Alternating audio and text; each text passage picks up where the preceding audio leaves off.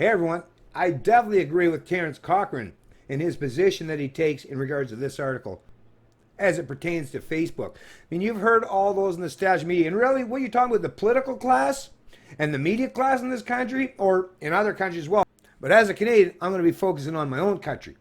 But yeah, when I see those in the media, the established media and the political class constantly espousing this rhetoric and pointing their finger and wagging at those in the social media platforms, and predominantly now what you're hearing is Facebook. Oh, and they're just so terrible, and they're spying or collecting people's private information. Listen, the government, hello, Five Eyes, folks, Edward Snowden revelations, all your government political masters are all doing everything. And you know what? Your relationship with government, you have no choice in it. You had no say in it. From the time you were born till today, however old you are, you have never once agreed or signed any contract or entered into voluntarily or opted into governance. No, just by sheer fact you were born on a particular piece of soil in a particular country gives some pretense of authoritarian collectivists to steal, plunder, dictate, and control every aspect of your social and economic life. And you know you have never, ever, ever, ever agreed to that. Social media platforms, you don't ever have to join up, and no one has ever forced you into it, and no one ever said, well, now that we've forced you into joining up to Facebook or Twitter or any other social media platform, now we have the ability to plunder your productive income. Now, no, what they do get is some of your data. But once again, you agree to that. If you don't want them to get your data, if you don't want them to have access to your data or your information or the things that you provide, hey, you just don't sign up to Facebook. So once again, that relationship is wholly 100% voluntary. You entered into that, and it was an opt-in scenario and situation. They didn't automatically join you up to Facebook, right? You didn't show up one day and, oh, look, I'm on Facebook. I didn't sign up for it, but someone joined me up for me and started taking data without my express consent or permission. You know that never happened. You chose to sign up to Facebook. The rules were all laid out there when you did so. And as much as I admit, yes, the rules and regulations are long, they're extensive, they're exhaustive as far as these agreements, but even if you didn't want to sign up them, or at least you knew once you seen it, even if you didn't understand, it's like, oh, I don't understand what the agreement is. So the onus was on you to not join up to these social media platforms. If you didn't trust or understand what that relationship entailed, what that voluntary relationship entailed, then, like I said, the onus is on you to stay on the sidelines, and then you don't ever have to worry about it, right? But once again, and I can't hammer this home enough, your relationship with government, you didn't sign no contract, you didn't see anything where it's like, oh, should I opt in? And every time they come up with a new tax or a new piece of legislation to dictate and control your social or economic lives, you know you didn't have any option to say, yeah, I agree to that. And oh, I'll either agree with it and I'll sign here on the dotted line, or type in, my agreement, my username or my password or my email address. You never did any of that. They just do that with your supposed implied consent. Once again, your relationship with government is completely involuntary and forced, whereas your relationship with social media platforms is the exact opposite. Headline of the Financial Post: Terence Corcoran, Facebook isn't to blame for news media's decline, but CBC kinda is. No amount of state funding and meddling can reverse the tech revolution that delivered massive structural change to an industry. Those in the established media, they're just pissed off at the fact that there's a whole new model out there that not just challenges their predominant narratives, but allows us all to actually have our voice and our say afford. You can't go to CBC and go up to their studio and say, hey, give me that microphone and allow me to say what I got to say. On Facebook, you can say what you got to say. Matter of fact, you can do it in text form, you can do it in video form, and they give you lots of tools to use to express yourself or vocalize what you got to say, unencumbered and unhampered. You can't do that with CBC News or Globe and Mail, right? At best, you might be able to try to submit an opinion piece, but once again, you'll have an editorial board that will dictate and determine, are we going to allow this to be in our publication? So you have the gatekeepers. Social media platforms, there are no gatekeepers. We're all allowed on these platforms, and as long as we stick within the rules, which are pretty loose at this point in time, because I see a lot of people out there putting a lot of stuff out there on their social media pages, a lot more than you would ever be allowed to say if you're a part of the established media. So in reality, like I say, the established media, what it is they're just pissed off that they have lost gatekeeper status. That's in reality, and because they are the propagandist arm, especially in Canada, especially CBC, they're basically the propagandist arm of the Liberal government or collectivism or socialist type endeavors. Yeah, they're pissed off. Even the political class is pissed off, which is why the federal Liberals under Trudeau has now offered almost $600 million to the media and news publication industry in this country so that they'll carry favor and keep propagating and reporting the kind of political rhetoric that they want to espouse, to keep Canadians confused and confounded, ignorant and ill-informed. So much for the antique news media's claim that the evil social media giants face a growing consumer backlash and are at risk of losing momentum, or so they hoped. In the heat of the Cambridge Analytica scandal and the relentless political moves to cut Facebook CEO Mark Zuckerberg and other tech billionaires down to human scale, the owners and managers of mainstream news outlets last year enthusiastically entertained theories that Facebook, Google, and other Silicon Valley twits could face consumer hostility, lost market power, and sliding revenues. Legacy media owners cheered on more rules to restrain social media's growth. Even the stock market seemed to agree that the digital platforms faced daunting obstacles to future glory.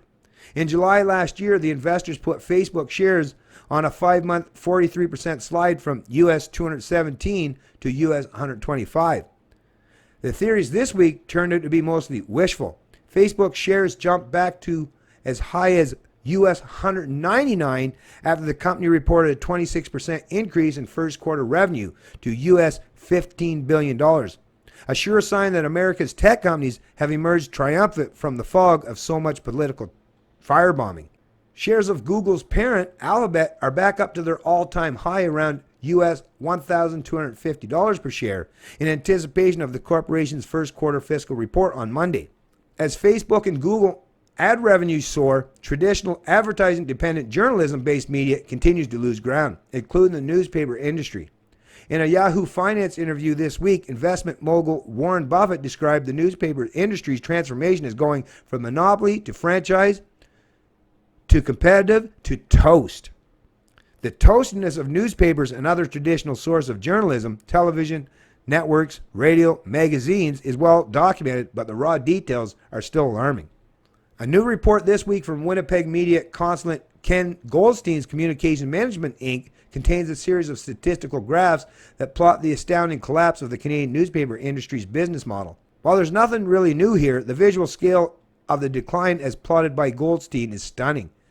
Every component of newspaper industry metrics, circulation, ad revenues, market penetration, shows decline of 50% or more over the last decade. In 2000, 45% of Canadian households paid for newspapers. Today, fewer than 15% get the paper. So far, there are limited indicators that the lost print circulation and advertising revenues will ever return to the industry through digital revenues, leaving what some see as a journalistic vacuum. What is to be done? Squash Facebook? Gag Google? Control and tax the internet? But the tech giants are not the problem, or at least not in the way portrayed by traditional media. As Goldstein says, Facebook and Google are scapegoats for what is a structural development that transformed the temporal and physical distribution of information and advertising. Traditional media owners and managers bungled the arrival of the internet, but that is no justification for major regulatory or other interventions aimed at the world's Facebooks. The Trudeau government, following lobbying efforts from traditional media, in March unveiled a 5-year, $595 million budget package of subsidies and tax credits that supposedly would help maintain and possibly revitalize at least some journalistic activity. In his report on the state of newspaper journalism, Goldstein raises some interesting questions about government programs that he says suffer from a lack of clarity as to their objectives and outcomes. The largest item is a $360 million in federal tax credits for newspapers covering labor costs to a maximum of $13,750 per employee. By what measure will Ottawa know whether the tax credit is a success? What are the trackable objectives? There are none. It's the social media platforms that are actually giving us all an actual voice. And I get it, lots of people are all pissed off. And actually, most of you that are pissed off at social media platforms, it's because you've been listening to rhetoric from these dinosaurs in the established media. Because once again, they see the challenge and that their business model And the fact that that's the other thing, they've been failing. If the actual established media platforms and proponents were actually informing the Canadian people properly, well, we wouldn't feel like we have to turn or pivot to alternative sources for our news or information, or to interact with media or news publications or outlets. Once again, what has even been suggested here is, basically they rested on their laurels, and now a new entrant or new entrants have stepped up to the plate that have not just a much better business model, but are much more proficient, and actually allows for all of us to have our voice, which, like I say, destroyed the dinosaur models. And even today, CBC News. You go to CBC News, even if you go to their website, you might be allowed to comment on some articles if they allow that. But there's lots of articles out there that they'll completely silence you and prevent you from even saying anything on them. So, of course, why would anyone want to go or congregate to these established media platforms or these dinosaur platforms that it's just a one-way street, right? Where they want to constantly force or thrust their opinions, their ideas down your throat, and you have no ability to push back or display your opinion. Like I say, they like that one-way street where you're only receiving information and have no capacity to challenge their narrative. Social media destroys that model entirely because it allows each and every one of us, including myself, to push back against what they got to say. If I see an article on CBC News and it's on their Facebook page and not their actual website, I can comment on that, right? So I can push back against them, and the people that follow CBC News on Facebook can see what the rest of us are all saying. So we can actually see what's being said. Whereas the moderators on CBC's website, well, and lots of Canadians will tell you the exact same thing. Yeah, they'll only allow certain things to be said on their platforms. And I'm not talking about, things that would be considered hate speech. I mean, just people that want to have their say or express their opinion. That's completely denied for the most part on these established media platforms. Whereas with Facebook and Twitter, you have your say. So if you're a proponent of democracy or having your say or giving everybody equal access or opportunity to have their say, well, social media is the only place you're getting that. You're definitely not getting it from anyone in the established media, and that's why they're failing. It's Canadian Libertarian, and I love liberty.